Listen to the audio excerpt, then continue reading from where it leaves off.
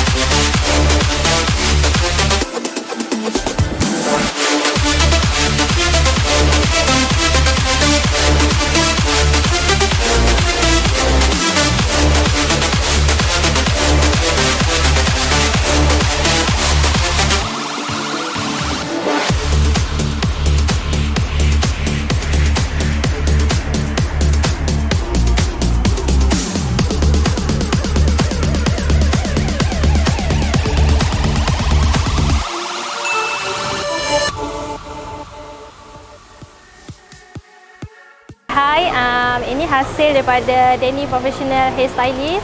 Saya memang suka buat kat dia and then ni kali keempat repeat dengan Denny. And then dah tak pernah buat dekat salon lain selain Denny. So untuk servis kali ni memang 10 star untuk Denny.